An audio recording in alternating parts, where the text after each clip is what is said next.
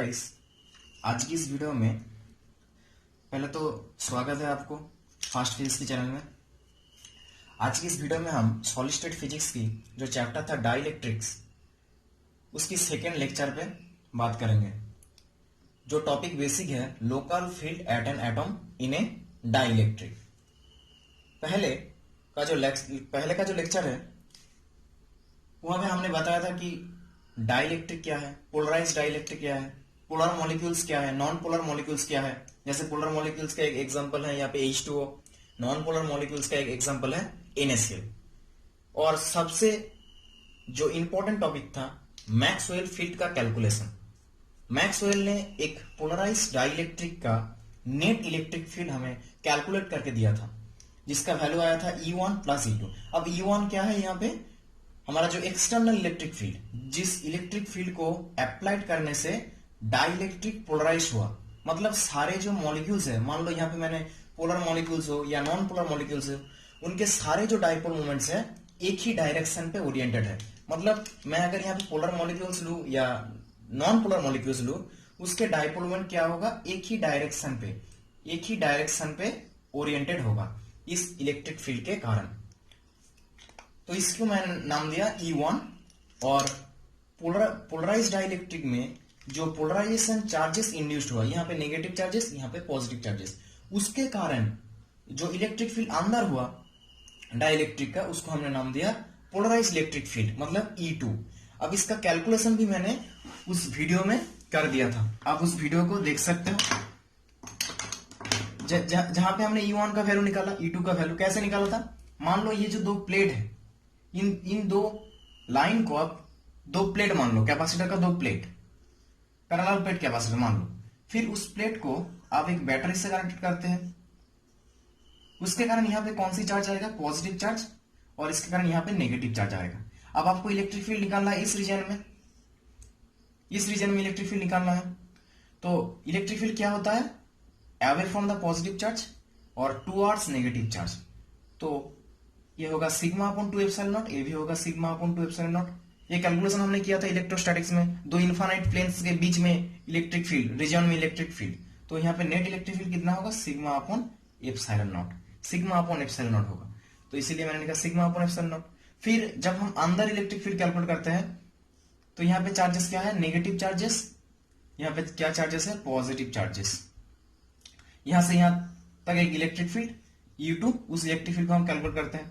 तो इस रीजन में फिर से हमें इलेक्ट्रिक फील्ड कैलकुलेट करना होगा। तब नेगेटिव चार्ज इस डायरेक्शन पे है, तो टुवर्ड्स द नेगेटिव चार्ज और away from the negative charge. यहाँ पे क्या होगा, सिग्मा पी, पोलराइजेशन के कारण ये चार्जेस हुआ, इसीलिए sigma P upon epsilon not. तो इसलिए मैंने लिखा sigma P upon epsilon not. यही था हमारा E1 E2 का वैल्यू। ऐसे हमने कैलकुलेट किया था फर्स्ट लेक्चर में। अब उन दोनों को ऐड करके हमें क्या मिला था, net electric field of a polarised dielectric.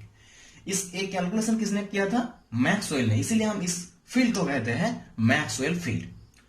आज के जो टॉपिक है हमारा वो क्या है, local field at an atom in A dielectric. Basically local field क्या है ना, इसमें भी, इस वीडियो में भी या इस टॉपिक में भी हम नेट इलेक्ट्रिक फील्ड निकालेंगे of a polarised dielectric material में। एक पोलराइज्ड डाइलेक्ट्रिक मटेरियल में हम क्या निकालेंगे, नेट इलेक्ट्रिक फील्ड।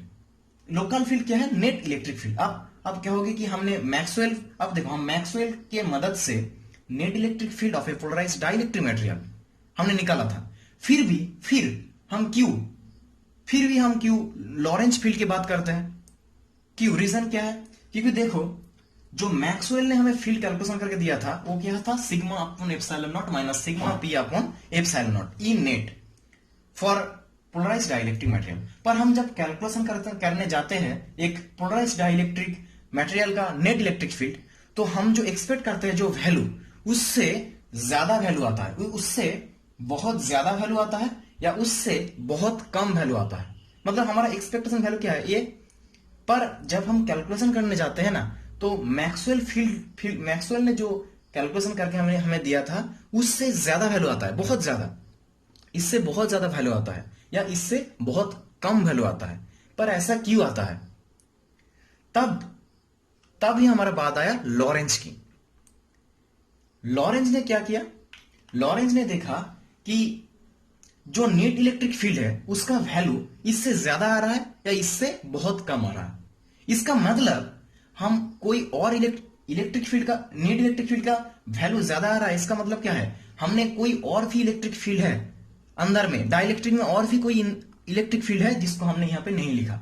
तो उसने बताया कि शायद हम और भी कुछ इलेक्ट्रिक फील्ड है जिसको हमने छोड़ दिया, इसी कारण इलेक्ट्रिक फील्ड का वैल्यू ज्यादा आ रहा है, जो हम मेजर नहीं कर पा रहे और कम आ रहा है। मतलब मैक्सवेल ने जो कैलकुलेशन करके दिया उसमें कुछ इलेक्ट्रिक फील्ड मिसिंग है। इसीलिए लॉरेंज ने क्या किया, लॉरेंज ने देखा कि ये इलेक्ट्रिक फील्ड तो, अब लॉरेंज फील्ड का बात आया, इसीलिए अब लॉरेंज ने क्या किया कि डाइलेक्ट्रिक मटेरियल में हमने अप्लाइड फील्ड दिया जिसको हम कहते हैं E1, और उस अप्लाइड फील्ड के कारण सारे जो डाइपोल मोमेंट्स है, मॉलिक्यूल्स, मान लो पोलर मॉलिक्यूल्स हो सकता है या नॉन पोलर मॉलिक्यूल्स हो सकता है, उसके सारे जो डाइपोल मोमेंट्स है एक ही डायरेक्शन पे ओरिएंटेड हुआ। इसी के कारण पोलराइजेशन चार्जेस भी इंड्यूस्ड हुआ और उसी के कारण भी एक और इलेक्ट्रिक फील्ड आया हमारे पास E2। इतना तक ये कैलकुलेशन किसने किया था, मैक्सवेल ने। फिर लॉरेंज ने देखा कि और कोई इलेक्ट्रिक फील्ड होगा शायद जो हमने मिस कर दिया, इसीलिए वैल्यू ज्यादा आ रहा है इलेक्ट्रिक फील्ड का। तब उसने क्या किया, डाइलेक्ट्रिक के मेटेरियल के अंदर झांक के मॉलिक्यूल्स को देखा उसने। अब मान लो ये एक मॉलिक्यूल्स है, शायद पोलर मॉलिक्यूल्स हो सकता है या नॉन पोलर मॉलिक्यूल्स हो सकता है। उसने मॉलिक्यूल्स को देखा। अब यहां पे अगर नेगेटिव चार्जेस है तो इस तरफ कौन सी चार्जेस इंड्यूस होगा, नेगेटिव चार्जेस इंड्यूस होगा इस तरफ। अब ये जो मॉलिक्यूल्स है इसका साइज कैसा है, एक स्फेरिकल कैविटी, एक स्फेरिकल सिमेट्रिकल इसका साइज है। तो इस तरफ सिमेट्रिकली नेगेटिव चार्ज इंड्यूस होगा और इस तरफ सिमेट्रिकली कौन सी चार्ज इंड्यूस होगा, पॉजिटिव चार्ज इंड्यूस होगा। तो इस चार्जेस के कारण भी तो एक इलेक्ट्रिक फील्ड होगा मॉलिक्यूल्स का बाहर सरफेस में, जिसको उसने नाम क्या दिया, ये अगर E1 है E2 है तो इसको नाम दिया उसने E3। अब सरफेस में अगर चार्जेस इंड्यूस होता है तो उसका इनसाइड में, स्फेरिकल कैविटी के इनसाइड में भी तो कुछ चार्जेस होगा, उसके कारण जो इलेक्ट्रिक फील्ड है उसको नाम दिया उसने E4। तो लॉरेंज के हिसाब से नेट इलेक्ट्रिक फील्ड क्या है, अप्लाइड फील्ड, जो फील्ड हमने बाहर से अप्लाई करते हैं, टोटल जितने भी फील्ड है उसको ऐड करके नेट इलेक्ट्रिक फील्ड मिलेगा हमें। तो E1 तो E1, E2 पोलराइजेशन के कारण जो फील्ड हुआ, और प्लस एक और फील्ड E3। मॉलिक्यूल्स के सरफेस में जो इलेक्ट्रिक फील्ड है, प्लस उसके अंदर इनसाइड जो इलेक्ट्रिक फील्ड है E4। ये हुआ अब लॉरेंज फील्ड। लॉरेंज ने अब हमें ये रिजल्ट दिया कि इलेक्ट्रिक फील्ड क्या होगा, net electric field E1 plus E2 plus E3 plus E4। इसीलिए हम लोकल फील्ड निकालते हैं, मतलब मैक्सवेल फील्ड कैलकुलेशन करने के बाद भी हमें लॉरेंज फील्ड की जरूरत है। क्यों? क्योंकि मैक्सवेल फील्ड से अगर हम कैलकुलेशन करते हैं डाइलेक्ट्रिक मटेरियल में net field, total net field अगर हम कैलकुलेशन करने जाए तो मैक्सवेल ने जो कैलकुलेशन करके दिया उस वैल्यू से ज्यादा वैल्यू आता है, क्योंकि हमने दो इलेक्ट्रिक फील्ड का वैल्यू यहां पे ऐड नहीं किया, इसीलिए इससे ज्यादा वैल्यू आता है।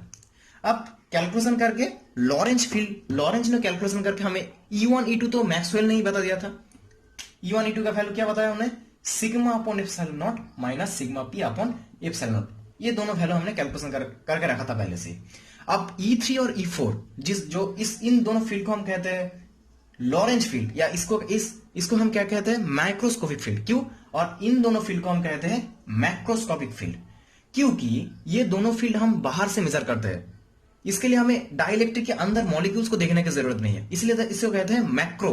और इस चीज को बहुत ही छोटा मॉलिक्यूल्स उसके अंदर या उसके सरफेस में हम देख रहे हैं इलेक्ट्रिक फील्ड, इसलिए इस चीज को कहते हैं, इस फील्ड को कहते हैं माइक्रोस्कोपिक फील्ड। अब तो लॉरेंज ने क्या कैलकुलेशन किया था, E3 और E4 का वैल्यू कैलकुलेशन करके दिया था। पहले उसने E4 को, पहले अगर हम बात करें तो उसने E4 को 0 माना। E4 क्या है, electric field inside the spherical cavity, या मॉलिक्यूल्स के अंदर जो इलेक्ट्रिक फील्ड है उसको वैल्यू उसने 0 लिया। क्यों? क्योंकि देखो जब ये मॉलिक्यूल्स है बहुत ही छोटा, हमने इसको जूम करके दिखाया यहाँ पे, तो सरफेस में नेगेटिव चार्जेस इंड्यूस हुआ यहाँ पे, और यहां पे कौन से चार्जेस इंड्यूस हुआ, पॉजिटिव चार्जेस। अब इसके कारण इनसाइड में भी चार्जेस इंड्यूस होगा, पर वो जो अंदर वाले जो चार्जेस इंड्यूस होगा वो चार्जेस सिमेट्रिकली इंड्यूस नहीं होगा। मान लो यहाँ पे पॉजिटिव चार्ज, यहाँ पे नेगेटिव चार्ज, यहाँ पे नेगेटिव चार्ज, यहाँ पे नेगेटिव चार्ज, यहाँ पे पॉजिटिव चार्ज, यहाँ पे नेगेटिव चार्ज, ऐसे करके इंड्यूस होगा। मतलब हम कह सकते हैं जो डाइपोल मोमेंट का जो डायरेक्शन है ना, डाइपोल मोमेंट का जो डायरेक्शन है वो रैंडमली ओरिएंटेड होगा। बाहर से अप्लाइड इलेक्ट्रिक फील्ड, बाहर से इलेक्ट्रिक फील्ड अप्लाई करने के बाद भी स्फेरिकल कैविटी या मॉलिक्यूल्स के अंदर जो डाइपोल मोमेंट्स होगा वो रैंडमली ओरिएंटेड होगा। मतलब हम कह सकते हैं अंदर वाले जो चार्जेस है वो रैंडमली है, मतलब कोई सिमेट्रिकली नहीं है चार्जेस। उसके कारण जो डाइपोल मोमेंट है अंदर में उसको हम कह सकते हैं कि रैंडमली ओरिएंटेड है सारे डाइपोल मोमेंट, जो एक दूसरे को कैंसिल करता है। इसलिए आप कह सकते हो अंदर में स्फेरिकल कैविटी के जो अंदर है वहां पे dipole moment, net dipole moment 0। मतलब इसीलिए उन्होंने क्या किया, अंदर में जब इलेक्ट्रिक फील्ड E4, अंदर का इलेक्ट्रिक फील्ड क्या है E4, उसको उन्होंने 0 मान लिया। तो इलेक्ट्रिक फील्ड E4 हमारा क्या आया 0। अब कैलकुलेशन क्या करना है, सिर्फ E3 का वैल्यू हमें कैलकुलेशन करना है, फिर हमें नेट इलेक्ट्रिक फील्ड मिल जाएगा। यहां पे ये जो मॉलिक्यूल है उसके अंदर जो डाइपोल मोमेंट्स है वो रैंडमली ओरिएंटेड है। बाहर से इलेक्ट्रिक फील्ड देने के बाद भी ये चीज उन्होंने देखा, इसीलिए उन्होंने क्या किया, इस चीज को E4 को 0 मान लिया। तो E4 का कैलकुलेशन हमने कर दिया। अब सिर्फ हमारे बचा है क्या है E3 का वैल्यू हमें कैलकुलेट करना है। E3 का वैल्यू हम कैसे कैलकुलेट करेंगे, E3 फील्ड किसके लिए हुआ, यहाँ पे जो सरफेस में जो चार्जेस इंड्यूस्ड है उसके कारण यहाँ पे कौन सी चार्जेस आया, कौन सी इलेक्ट्रिक फील्ड आया E3। अब उसका वैल्यू हमें मेजर करना है। तो मान लो ये जो स्फेरिकल कैविटी है या ये मॉलिक्यूल है, इसका टोटल सरफेस S, हमने इस बहुत ही छोटा जगह या बहुत ही छोटा प्लेस हमने काट किया, जिसको हम कह सकते हैं, जिसका एरिया हम कह सकते हैं DS। बहुत ही छोटा एरिया हमने काट किया। अब उसके कारण यहां पे हम क्या निकालेंगे, इलेक्ट्रिक फील्ड। अब मान लो ये DS चार्ज कॉन्सिस्ट, DS जो एरिया हमने काट किया, DS जो एरिया हमने, बहुत ही छोटा एरिया हमने काट किया, मान लो DS area consist of DQ charge, छोटा चार्ज, बहुत ही छोटा एरिया और बहुत ही छोटा चार्ज, DQ पॉजिटिव चार्ज, क्योंकि यहाँ पे जो एरिया है सब चार्जेस क्या है, पॉजिटिव चार्ज से। हमने इस तरफ एरिया काटा, तो DS consist of DQ charges, ठीक है। अब इन चार्जेस के कारण यहाँ पे इस सरफेस में जो चार्जेस होगा, DQ अमाउंट का जो चार्जेस होगा, उसके कारण यहाँ पे इलेक्ट्रिक फील्ड हम निकालेंगे, ठीक है। पहले देखो बाहर वाले जो चार्जेस है, यहाँ पे पोलराइजेशन जो चार्जेस है, इंड्यूस चार्जेस, यहाँ पे सब नेगेटिव चार्जेस है, यहाँ पे सब पॉजिटिव चार्जेस है। तो यहाँ पे बाहर से पोलराइजेशन का डायरेक्शन किस डायरेक्शन में होगा, बाहर से जो डायरेक्शन होगा पोलराइजेशन का, बाहर से अगर हम डायरेक्शन लेंगे पोलराइजेशन का तो इस तरफ होगा, क्योंकि पोलराइजेशन क्या है, net dipole moment upon unit volume. मतलब पोलराइजेशन का डायरेक्शन नेट डाइपोल मोमेंट का जिस तरफ डायरेक्शन होगा, पोलराइजेशन का भी सेम डायरेक्शन होगा। तो पोलराइजेशन डायरेक्शन क्या होगा, यहां से लेके यहां तक, या हम कह सकते हैं यहां से लेके यहां तक होगा पोलराइजेशन का डायरेक्शन, ठीक है। अब हम क्या करेंगे, इस सरफेस, जिस सरफेस को हमने काटा, DS सरफेस, जो कि कॉन्सिस्ट है DQ पॉजिटिव चार्जेस से, उसके कारण इस पॉइंट पे, ये पॉइंट पे इलेक्ट्रिक फील्ड निकालेंगे।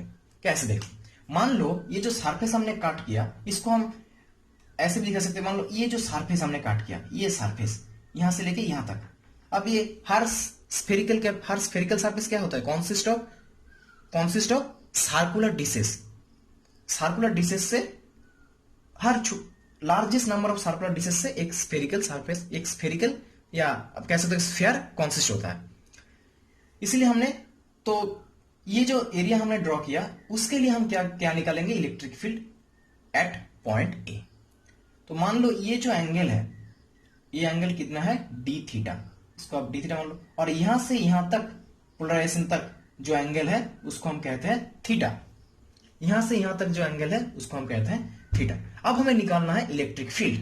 तो हमने इलेक्ट्रोस्टैटिक्स में ये बातें पढ़ा था। मान लो हमारे पास दो चार्जेस हैं, यहाँ पे एक चार्जेस है Q1 और यहाँ पे एक चार्जेस है Q2। हमें इलेक्ट्रिक फील्ड निकालना है और दोनों चार्जेस पॉजिटिव है। तो इलेक्ट्रिक फील्ड का डायरेक्शन कहां से कहां होता है, यहां से क्रॉस करके ऊपर की तरफ इलेक्ट्रिक फील्ड का डायरेक्शन होता है, क्योंकि दोनों चार्जेस पॉजिटिव है। अगर नेगेटिव होता, मान लो ये चार्ज नेगेटिव होता, ये चार्ज नेगेटिव होता, ये चार्ज Q1 चार्ज अगर नेगेटिव हो तो डायरेक्शन कौन सी डायरेक्शन होता, इस डायरेक्शन पे। पर अब दोनों चार्ज अगर पॉजिटिव हो तो डायरेक्शन कौन सी, इस यहां से ऊपर की तरफ डायरेक्शन होता है। वो कॉन्सेप्ट ही यहाँ पे, छोटा सा कॉन्सेप्ट ही यहाँ पे लगेगा। अब यहाँ पे जो चार्जेस है, यहाँ पे जो चार्जेस है इस डीएस एरिया में, वो चार्जेस क्या है, डी क्यू अमाउंट का चार्जेस है, और जो चार्जेस है पॉजिटिव चार्ज। अब उसके कारण इस पॉइंट पे इलेक्ट्रिक फील्ड क्या होगा, बोलो, इस डायरेक्शन पे होगा ना इलेक्ट्रिक फील्ड, और इसको हम कहेंगे DE3। DE3 की बहुत ही छोटा एरिया, हमने बहुत ही छोटा डीएस एरिया के लिए हमने इलेक्ट्रिक फील्ड निकाला, इसीलिए इसको हमने लिखा DE3। अब देखो, हमें इलेक्ट्रिक फील्ड को ऐड करना है, इलेक्ट्रिक फील्ड को ऐड करना है। हमारा जो इलेक्ट्रिक फील्ड है, अप्लाइड इलेक्ट्रिक फील्ड है, उसका डायरेक्शन इस डायरेक्शन पे है, और पोलराइजेशन के कारण जो इलेक्ट्रिक फील्ड है उसका डायरेक्शन इस डायरेक्शन पे है। तो हमें उसी डायरेक्शन पे, अगर तीनों इलेक्ट्रिक फील्ड को हमें ऐड करना है तो उसी डायरेक्शन पे इलेक्ट्रिक फील्ड को निकालना है। अब इलेक्ट्रिक फील्ड कौन सी डायरेक्शन पे, इस डायरेक्शन पे, तो हमें इसका ये वाला कॉम्पोनेंट लेना होगा ऐड करने के लिए। देखो, तब तीनों इलेक्ट्रिक फील्ड का डायरेक्शन सेम होगा, पर इसका डायरेक्शन सेम नहीं है अभी, दोनों का डायरेक्शन इस तरफ है और इसका डायरेक्शन ऐसे है, तो हमें इसका कॉम्पोनेंट लेके एक ही डायरेक्शन पे सबको लेके आना है। तो इसीलिए हम क्या करेंगे, इसका कॉम्पोनेंट लेंगे। ये एंगल अगर थीटा है तो ये एंगल भी क्या होगा, थीटा होगा। तो इसके कारण इस डायरेक्शन पे इलेक्ट्रिक फील्ड का वैल्यू क्या आएगा, DE3 cos थीटा। तो इस डायरेक्शन पे इलेक्ट्रिक फील्ड क्या आएगा, DE3 cos थीटा।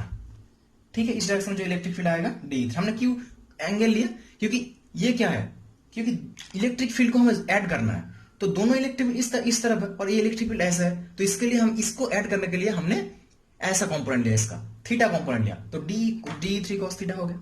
अब हमें मेजर करना है इलेक्ट्रिक फील्ड, तो DE3 cos थीटा। अब बहुत ही छोटा एरिया के लिए इलेक्ट्रिक फील्ड हमने क्या लिखा, DE3। अब इसको मेजर करना है हमें। अब DE3 इलेक्ट्रिक फील्ड क्या होता है, charge DQ upon 4πε0 r², distance, जिस पॉइंट पे हमें इलेक्ट्रिक फील्ड निकालना है। अब मान लो ये जो रेडियस है ये जो रेडियस है स्फेरिकल कैविटी का, ये जो हमारे पास स्फेरिकल कैविटी है और ये जो पॉइंट है A, इससे जो रेडियस है, ये रेडियस अब मान लो r इंटू cos थीटा। अब हमें चाहिए DQ चार्ज, तो DQ चार्ज हमें कैसे मिलेगा, DQ चार्ज चाहिए हमें, DQ चार्ज कैसे मिलेगा, मान लो जो सरफेस हमने कट किया उस सरफेस में चार्जेस क्या है, DQ। अब पोलराइजेशन हम क्या जानते हैं, पोलराइजेशन, अगर मैं पोलराइजेशन की बात करूं तो पोलराइजेशन क्या होता है, net dipole moment upon volume. आप नेट डाइपोल मोमेंट का कैसे लिख सकते हो, चार्ज इंटू लेंथ, और वॉल्यूम को लिख सकते हो एरिया इंटू लेंथ, तो लेंथ कैंसिल, तो मतलब पोलराइजेशन क्या आया, चार्ज इंटू एरिया, मतलब पोलराइजेशन को हम लिख सकते हैं चार्ज इंटू एरिया। ठीक है, तो यहां पे DQ का हम क्या लिख सकते हैं, तो पोलराइजेशन का हम क्या लिख सकते हैं, सॉरी, यहां पे Q अपॉन एरिया A। तो मतलब हम इस चार्ज का वैल्यू से निकाल सकते हैं, Q इक्वल टू क्या होगा, पोलराइजेशन इंटू एरिया। तो DQ चार्ज है यहाँ पे, तो यहाँ पे चार्ज क्या है, अब इसी कॉन्सेप्ट से हम निकालेंगे, DQ चार्ज इक्वल टू क्या होगा, पोलराइजेशन इंटू एरिया। पर यहां पे अगर इस सरफेस को अगर हम देखें, ये जो सरफेस हमने कट किया, इस सरफेस में एरिया वेक्टर कौन सी डायरेक्शन पे है, ये जो सरफेस हमने ड्रॉ किया यहाँ पे, वो सरफेस कैसा है, ऐसा एक सरफेस, तो इसके लिए एरिया कौन सी डायरेक्शन पे होगा, इस डायरेक्शन पे। पर उसके ऊपर जो पोलराइजेशन होगा उसका डायरेक्शन कौन सा डायरेक्शन पे होगा, यहां से इस तरफ, क्योंकि देखो नेगेटिव टू पॉजिटिव, तो पोलराइजेशन कौन सी डायरेक्शन पे, इस डायरेक्शन पे है, पोलराइजेशन इस डायरेक्शन पे है, और यहाँ पे जो एरिया वेक्टर है वो इस डायरेक्शन पे है और पोलराइजेशन इस डायरेक्शन पे। हमें अब क्या करना, हमें मल्टीप्लाई करना होगा पोलराइजेशन और एरिया का, पर दोनों का डायरेक्शन अलग है। इन दोनों का बीच का जो एंगल अगर आप देखो तो थीटा से लेके पोलराइजेशन इस डायरेक्शन पे, तो इसका एंगल हुआ थीटा। हमें दोनों को ऐड करना है, दोनों को मल्टीप्लाई करना है, तो हमको क्या करना है, दोनों को एक ही डायरेक्शन पे लेना है।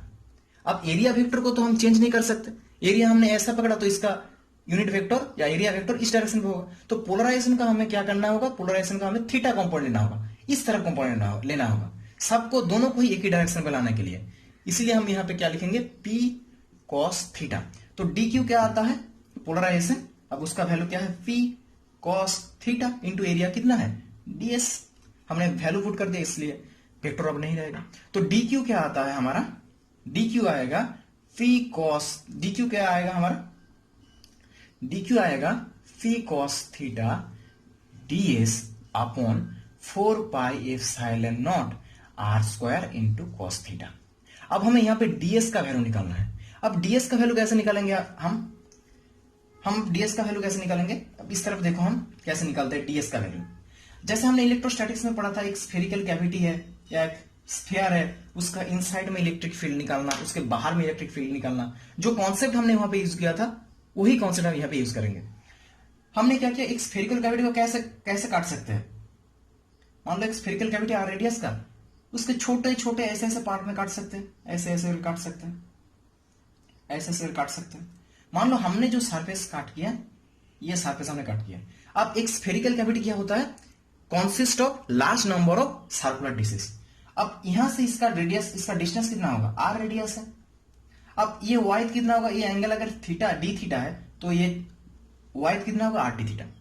अब इसका रेडियस क्या होगा? यहां से लेके यहां तक हमने जो चीज काट किया वो क्या होगा? ऐसे ऐसे होगा। हमने जो चीज काट किया ऐसे काट किया, उसका एक वाइड रहेगा। तो रेडियस क्या होगा? यहां से लेके यहां तक रेडियस जो कि होगा, ये एंगल अगर थीटा है, यहां से यहां तक, यहां से यहां तक का एंगल, यहां से यहां तक का एंगल अगर थीटा है तो ये रेडियस ये ऐसा है, यहां से लेके यहां का आर, और ये जो वाइड है ये डी थीटा, और ये एंगल है थीटा। ये एंगल है, ये जो एंगल है, ये एंगल कितना हो? ये एंगल है थीटा। तो यहां से लेके यहां तक होगा इसका रेडियस आर साइन थीटा। जैसे हम इलेक्ट्रिक फील्ड करते हैं, ये जो वाइड है ये क्या है? Are D theta. अब रेडियस है, हमने ये वाला सरफेस को काट किया, तो ये वाला सरफेस काट करने के लिए हमें रेडियस कहां से कहां लेना पड़ेगा? यहां से लेके यहां तक। तो ये एंगल अगर आर है, ये अगर थीटा है, तो ये क्या होगा? R sine theta. तो अब हमारा डीएस क्या आएगा? डीएस इक्वल्स टू क्या आएगा? 2 पाई इंटू आर। आर मतलब रेडियस, रेडियस कितना है? R sine theta into wide, क्योंकि सर्कुलर डिश है, large number of circular dish से बनता है एक स्फेरिकल, तो आर डी थीटा एक वाइड होगा आर डी थीटा। तो मतलब आया 2 pi R square sine theta into D theta. अब देखो, ये तो हमने सिर्फ छोटा इस सरफेस के लिए निकाला। होल सरफेस के लिए अगर हमें चाहिए, मतलब हम अगर एस निकाले तो कहां से कहां तक इंटीग्रेशन करना पड़ेगा हमें? जब सरफेस हमने यहां पे काटा तब थीटा क्या होगा? 0 होगा। थीटा तक यहां होगा। थीटा अब क्या है? थीटा अब कहां पे है? यहां पे। हमने थीटा यहां पे है थीटा। फिर हम जब यहां पे काट करेंगे, सबसे पहले हम यहां पे काट करेंगे तो इसके लिए थीटा क्या होगा? 0 होगा। उसके बाद हम इस जगह पे काट करेंगे तो थीटा हमारा यहां पे था, अब थीटा ऐसे करके यहां तक आ जाएगा, मतलब थीटा का वैल्यू क्या होगा? पाई। तो अगर हम इस इक्वेशन को, ये जो कैलकुलेशन है, इसको हम 0 टू पाई तक इंटीग्रेट कर देते हैं तो हमें मिल जाएगा टोटल सरफेस के लिए हमें इलेक्ट्रिक फील्ड मिल जाएगा। मतलब हम कह सकते हैं E3 हमें मिल जाएगा। तो यह था हमारा डीएस का कैलकुलेशन, जो कि आप याद रखना। तो क्या आया हमारे पास? P। आप P को इंटीग्रेशन से बाहर निकाल सकते हो, P अपॉन, तो P को हम बाहर से कैलकुलेशन से बाहर निकाल सकते हैं। आप यहां पे देखो, अब डीएस का वैल्यू हम निकालेंगे, यहां से इंटीग्रेशन करेंगे तो कॉस स्क्वायर थीटा, डीएस का वैल्यू क्या आया था? अब देख लेना, 2 pi R square sine theta into D theta upon 4 pi epsilon naught R square. तो आर स्क्वायर यहाँ पे कैंसिल, पाई पाई कैंसिल, तो यहाँ पे 2 कैंसिल, तो 2 कैंसिल। तो उसके बाद अब इंटीग्रेशन क्या होगा? 0 टू पाई लिमिट तक इंटीग्रेशन होगा।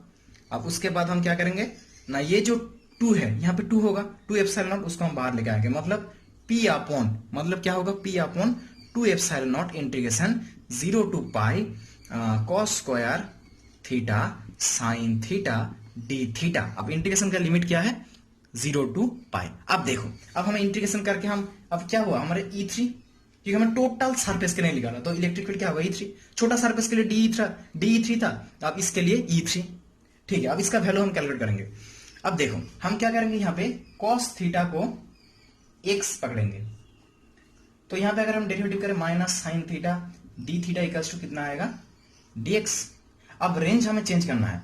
जब हम थीटा का वैल्यू यहाँ पे 0 लिखेंगे तो x कितना आएगा? थीटा 0 मतलब x 1। जब हम थीटा का वैल्यू यहाँ पे पाई लिखेंगे तो x कितना आएगा? -1। तो यही वैल्यू हम यहाँ पे पुट करते हैं, तो P अपॉन 2 एप्सिलॉन नॉट। अब हमारा इंटीग्रेशन का लिमिट, अब देखो कॉस का थीटा की जगह हम क्या लिखेंगे? कॉस का थीटा की जगह हम लिखेंगे x स्क्वायर। अब साइन थीटा डी थीटा, उसकी जगह हम क्या लिखेंगे? Minus D x. तो यहां पे हमने लिखा क्या? Minus D x. अब लिमिट क्या होगा? 0 के जगह 1 और पाई के जगह -1। अब हमें कैलकुलेशन करना होगा। अब देखो ये जो माइनस है, इस माइनस को अगर मैं चेंज कर दूं प्लस में, तो इस इंटीग्रेशन लिमिट के, इस माइनस की मदद से हम इस इंटीग्रेशन लिमिट को चेंज कर सकते हैं। यहाँ पे -1, यहाँ पे +1 होगा, चेंज कर सकते हैं हमने अपर लिमिट को लोअर लिमिट में, लोअर लिमिट को अपर लिमिट में, इस माइनस की मदद से। अब हमें इंटीग्रेशन करना होगा x² क्या आएगा, x³/3 ऐसा आएगा। तो देखो उसको मैं लिखता हूं p/2ε0 यहाँ पे था ऐसे ही। अब इंटीग्रेशन करने के बाद क्या है, x³ x³/3। अब limit put -1 to +1, limit put करने से हमें क्या मिलेगा अगर हम देखेंगे तो p/2ε0 जैसे है ऐसे ही 1 -1 मतलब +1 हो जाएगा इंटू 1/3। तो हमारे पास आएगा p/3ε0। ये वैल्यू आएगा हमारा इलेक्ट्रिक फील्ड का। E3 का वैल्यू हमारा आएगा कितना, p/3ε0। और E4 का वैल्यू हमें कितना आया, 0। तो ये था हमारा net electric field calculation by Lorentz. तो मतलब अगर हम देखेंगे तो मैक्सवेल ने जो हमें कैलकुलेशन करके दिया था, सिग्मा p/ε0 होगा, इरेज हो गया था, सॉरी। तो मैक्सवेल ने हमें जो electric field, net electric field का कैलकुलेशन करके दिया था, वहां पे सिग्मा/ε0 माइनस सिग्मा p/ε0। पर हमने जब मैथमेटिकली उसको प्रूव करने की कोशिश किया या उसका वैल्यू निकालने की कोशिश किया पोलराइज्ड डाइलेक्ट्रिक का, तब हमने क्या देखा, नेट इलेक्ट्रिक फील्ड का वैल्यू जो हम एक्सपेक्ट करते हैं उससे बहुत ज्यादा आ रहा है। क्यों? क्योंकि हमने ये वाला इलेक्ट्रिक फील्ड नहीं पकड़ा था, या उससे बहुत कम आता है, मतलब ये वाला वैल्यू माइनस हो जाएगा। तब ये चीज सही करने के लिए लॉरेंज ने ये कैलकुलेशन हमें दिया। इसीलिए हम ये टॉपिक में आते हैं, local field atom in A dielectric. मतलब मैक्सवेल फील्ड के बाद भी हम लॉरेंज फील्ड के टॉपिक में इसीलिए आते हैं, ठीक है। अब उसके बाद हम लोकल फील्ड और मैक्सवेल फील्ड का ग्राफ भी देखेंगे। उस वीडियो में हम देखेंगे लोकल फील्ड का वैल्यू कैसे लोकल फील्ड, कैसे मैक्सवेल फील्ड से ज्यादा वैल्यू इसका है और कैसे कम वैल्यू होता है। हम ग्राफ भी देखेंगे मैक्सवेल फील्ड और लॉरेंज फील्ड का। बस नेट इलेक्ट्रिक फील्ड का रिजल्ट कितना आया, सिग्मा/ε0 plus minus sigma p/ε0 plus p/3ε0। ये रिजल्ट किसने दिया हमें, लॉरेंज ने।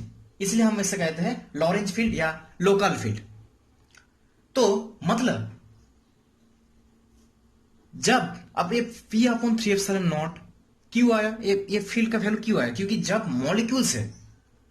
मॉलिक्यूल्स के कारण ये फील्ड आया। मतलब मैक्सवेल ने जब इलेक्ट्रिक फील्ड निकाला तो उसने ये वैल्यू दिया हम, अब लॉरेंज ने ये वैल्यू, लॉरेंज ने कहां से ये वैल्यू लेके आया, क्योंकि लॉरेंज ने मॉलिक्यूल्स को देखा, मॉलिक्यूल्स के बाहर में जो सरफेस में जो इलेक्ट्रिक फील्ड है या अंदर में जो इलेक्ट्रिक फील्ड है, वो सारे इलेक्ट्रिक फील्ड को उसने मेजर किया, तब ये वैल्यू मिला। और मैक्सवेल ने मॉलिक्यूल्स को मेजर नहीं किया। मतलब एक अगर डाइलेक्ट्रिक मटेरियल हम ले, चाहे वो पोलर मॉलिक्यूल से बना हो या नॉन पोलर मॉलिक्यूल से बना हो, मान लो आप H2O लेते हो डाइलेक्ट्रिक मटेरियल में, ये मॉलिक्यूल्स लेते हो, तो हर जगह क्या होगा, यहाँ पे H2O लिया तो हर जगह क्या H2 मॉलिक्यूल्स रहेगा, नहीं, हर जगह H2 मॉलिक्यूल्स नहीं रहेगा। मॉलिक्यूल्स में बीच में कुछ जगह में गैप होगा, कुछ जगह में यहाँ पे गैप है, यहाँ पे गैप है, यहाँ पे गैप है। अगर सॉलिड होता तो गैप थोड़ा कम होता, पर गैप रहता, पर वो थोड़ा कम होता। और गैस अगर होता तो मॉलिक्यूल्स के गैप बहुत ज्यादा होता। यहाँ पे लिक्विड है तो सॉलिड से थोड़ा ज्यादा गैप है, तो इस जगह पे गैप है, यहाँ पे गैप है, यहाँ पे गैप है, यहाँ पे गैप है। मतलब इस बात से मैं ये कहना चाहता हूं, अगर किसी भी जगह पे मॉलिक्यूल्स है तो हमारे नेट इलेक्ट्रिक फील्ड का वैल्यू कितना आएगा, ये, क्योंकि मॉलिक्यूल्स के कारण ही तो ये वैल्यू आया। और अगर जिस जगह पे गैप होगा वहां पे इलेक्ट्रिक फील्ड का वैल्यू क्या आएगा, ये वाला टर्म माइनस हो जाएगा, माइनस p/3ε0, मतलब ये वाला वैल्यू रहेगा। फिर जब मॉलिक्यूल्स होगा तब हमारा इलेक्ट्रिक फील्ड का वैल्यू कितना आएगा, नेट इलेक्ट्रिक फील्ड का ये वैल्यू, क्योंकि ये वैल्यू आता है मॉलिक्यूल्स के कारण। मॉलिक्यूल्स को मेजर किया था लॉरेंज ने, पर मैक्सवेल ने मॉलिक्यूल्स को नहीं देखा। मतलब हम कह सकते हैं अगर मॉलिक्यूल्स है तभी ये वैल्यू आएगा, पर यहाँ पे क्या है, गैप है, यहाँ पे गैप है, यहाँ पे गैप है, यहाँ पे गैप है। मान लो यहाँ पे मॉलिक्यूल्स है तो हमारे पास नेट इलेक्ट्रिक फील्ड का वैल्यू क्या आएगा, यहां से लेके यहां तक। अगर यहाँ पे अगर हम नेट इलेक्ट्रिक फील्ड का वैल्यू निकालना चाहे तो हमें ये टर्म क्या होगा, माइनस होगा। इसीलिए हम कहते हैं कि जो वैल्यू हम एक्सपेक्ट करते हैं मैक्सवेल से हमें लॉरेंज फील्ड क्यों लेके मैक्सवेल से हमें लॉरेंज फील्ड क्यों आना है, क्यों लॉरेंज फील्ड में हमें आना है, इसके कारण मतलब हम जो एक्सपेक्ट करते हैं जो वैल्यू उससे बहुत ज्यादा वैल्यू आता है। किस लिए? इसका वैल्यू ऐड करने से, और बहुत कम आता है जब ये टर्म नेगेटिव हो जाता है। क्योंकि जब मॉलिक्यूल्स नहीं होता है तब क्या होता है, ये टर्म नेगेटिव हो जाता है, मतलब हम जो एक्सपेक्ट करते हैं उससे बहुत कम वैल्यू आता है, या हम जो एक्सपेक्ट करते हैं उससे ज्यादा वैल्यू आता है। तो इसीलिए मैंने यहाँ पे कर्व ड्रॉ किया, यहाँ पे ग्राफ ड्रॉ किया मैंने। ये जो सारे है ब्लैक में, ये सब क्या है, मॉलिक्यूल्स। अब देखो हर जगह पे तो मॉलिक्यूल्स नहीं होगा, कुछ गैप रहेगा मॉलिक्यूल्स में, जैसे मैंने यहाँ पे देखा है कुछ गैप रहेगा। अब जब हम मॉलिक्यूल्स में इलेक्ट्रिक फील्ड निकालने जाते हैं तो इलेक्ट्रिक फील्ड का वैल्यू क्या आएगा, हमारा जो एक्सपेक्टेशन है, ये जो ई है, ये क्या है, मैक्सवेल फील्ड। इसी को आप कह सकते हो एवरेज फील्ड या मैक्सवेल फील्ड। इसको क्यों हम एवरेज फील्ड कहते हैं ये हम बाद में देखेंगे। इसको आप कह सकते हो पहले ई फील्ड या मैक्सवेल फील्ड, इसको फील्ड को हम कह सकते हैं। मतलब यहां से लेके यहां तक वैल्यू, इस ई का वैल्यू क्या होगा, इस ई का वैल्यू होगा यहां से लेके यहां तक। पर जब मॉलिक्यूल्स होता है तब वैल्यू क्या होता है हमारा, यहां से लेके यहां तक। तो इसलिए देखो जो हमने एक्सपेक्ट किया उससे बहुत ज्यादा बढ़ गया, मतलब यहां से यहां का अगर आप वैल्यू मेजर करोगे तो वो आएगा P/3/0, बहुत ज्यादा बढ़ गया। अब फिर जब मॉलिक्यूल्स नहीं होता है तब क्या होता है, जो हम एक्सपेक्ट करते हैं ये वैल्यू, हमें ये वैल्यू आना चाहिए था, यहां पे रुक जाना चाहिए था, पर कर्व और थोड़ा नीचे गया। क्यों? क्योंकि ये वाला जो टर्म है P/3/0 ये कैंसिल हो गया। इसीलिए हम जो वैल्यू एक्सपेक्ट करते हैं, या कह सकते हो आप मैक्सवेल के कैलकुलेशन से हम जो वैल्यू एक्सपेक्ट करते हैं उससे ज्यादा वैल्यू मिलता है या उससे कम वैल्यू। मतलब जो वैल्यू हम एक्सपेक्ट करते हैं मैक्सवेल फील्ड, उससे वैल्यू हमारे कितना आता है, ज्यादा आता है। कितना ज्यादा? P/3/0, और कितना कम? P/3/0। ये टर्म जब मॉलिक्यूल्स नहीं रहेगा तो ये टर्म कैंसिल हो जाएगा। ऐसा करके देखो, जब मॉलिक्यूल्स है फिर इलेक्ट्रिक फील्ड का वैल्यू हमें जो एक्सपेक्ट इलेक्ट्रिक फील्ड था हमारा वैल्यू उससे ज्यादा हुआ, ये वैल्यू। फिर जब मॉलिक्यूल्स नहीं रहा, जो हमारा एक्सपेक्ट था उससे वैल्यू कम हो गया। यही है गैप, यही है कार। और इसको हम एवरेज फील्ड क्यों कहते हैं? क्योंकि देखो जो फील्ड हम एक्सपेक्ट करते हैं उससे वैल्यू ज्यादा आ रहा है या उससे वैल्यू कम आ रहा है, इसीलिए इस फील्ड को हम एवरेज का मतलब क्या है, ज्यादा और कम के बीच। तो ये फील्ड क्या है, ज्यादा फील्ड और कम फील्ड के बीच में है, इसीलिए हम इसको कहते हैं एवरेज फील्ड। तो यही था वो कार्व, लोकल फील्ड और मॉलिक्यूल्स के बीच में जो कार्व है, या आप कह सकते हैं लोकल फील्ड, एवरेज फील्ड और मॉलिक्यूल्स के बीच के जो ग्राफ है। इस ग्राफ से हमें पता चलता है कि मैक्सवेल फील्ड के बावजूद भी हमें, उसके कारण भी हमें क्यों लॉरेंज फील्ड में आना है। क्योंकि लॉरेंज फील्ड में एक टर्म है, मैक्सवेल फील्ड में एक टर्म था जिस टर्म को मैक्सवेल ने मिसिंग कर दिया था, उसके कारण इलेक्ट्रिक फील्ड का वैल्यू इतना ज्यादा आ रहा है या इतना कम आ रहा है। क्योंकि वो जब मॉलिक्यूल्स रहता है तब ये फील्ड इसलिए वैल्यू रहेगा, और जब मॉलिक्यूल्स नहीं रहेगा तो ये वैल्यू माइनस हो जाएगा। इसीलिए हम जो एक्सपेक्ट करते हैं उससे हमारा वैल्यू ज्यादा आता है या उससे हमारा वैल्यू कम आता है।